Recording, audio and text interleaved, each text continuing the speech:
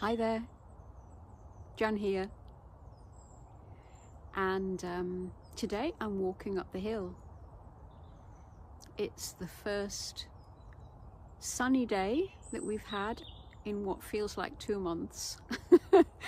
We've had really heavy cloud cover and it's been very mild but very rainy and wet and soggy, and today the sun has come out. I can't see a cloud in the sky. I'm behind the hill at the moment and the sun is just about to come over the crest of the hill, and then this spot will be flooded with sunlight. As I'm walking along, I can see that the bluebells, their leaves are starting to come up. The birds, some of the birds are singing their spring songs, and you can really feel that change in the air. It's very exciting. And as I've been walking, I've been thinking about what my two roles, my two ways of working have in common. So one of them is as a nature connection guide, and one of them is as a holistic therapist, a hands-on physical therapist in a holistic therapy called Bowen therapy. And the more I think about it, the more I see that they have so much in common. And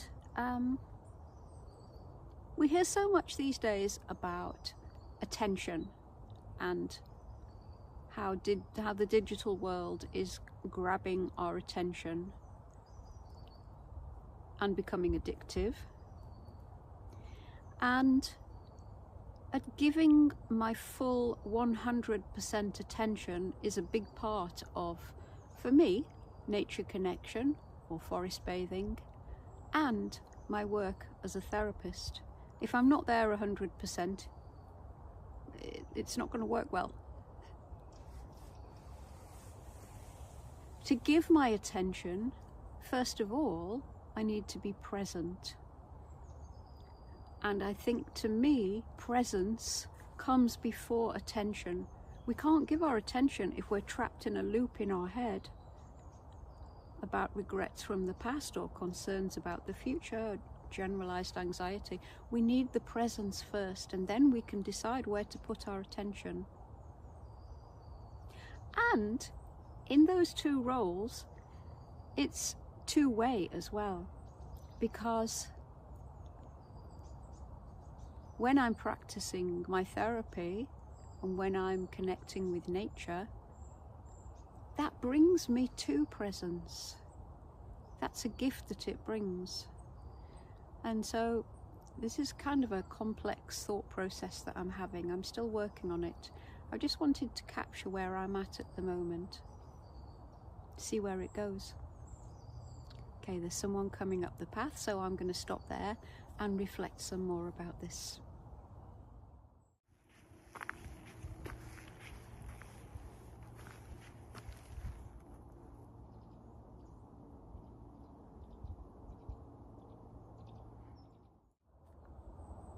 So I'm further up the hill now, and I've stopped to spend time with this log, which I often do when I come on this path.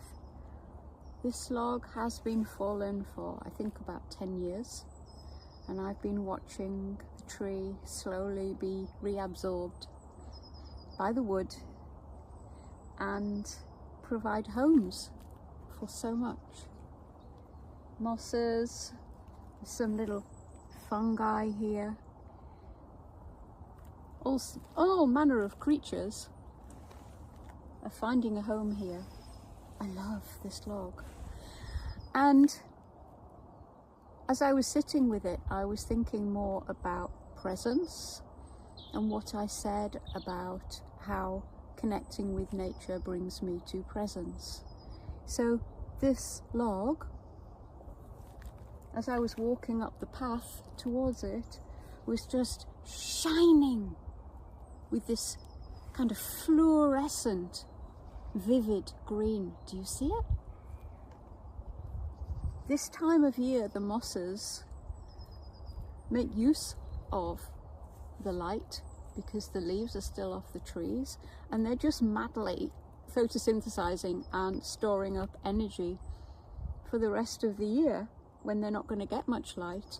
And suddenly the woods, looking around here through this valley, I can see all the dead logs because they're just shining with this fluorescing, brilliant, intense colors, many different fluorescent greens there.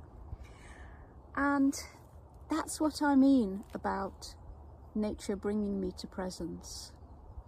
And it doesn't just happen like that. We can't just go out for a walk and suddenly start getting absolutely blown away by psychedelic mosses. You know, it's the more I look, the more I see. And at first glance, this is just an old dead log. And then with a little bit more attention, it's, oh yeah, it's got some lovely greens on it, and we might stop and take a photograph.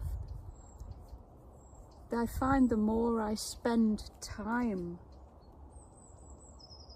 like this, really appreciating, the more it pulls me in and the more I come very, very present into this moment, right here, right now. And that is so precious to me. And I wonder what you experience. Does nature bring you present? Or are there other things like horses or, I don't know, other ways of connecting with nature that bring you very, very present? Mosses really do it for me. I've got lots of videos about mosses further back if you want to take a look. And get carried away by Jam's Moss World. But what a beautiful, beautiful sight and feeling. These mosses are kind of frozen. It's very frosty today, and they're kind of stiff with the frost. They're very plump because it's been raining so much. And I'm just going to continue to stay here and spend time with them and enjoy being present. See you next time.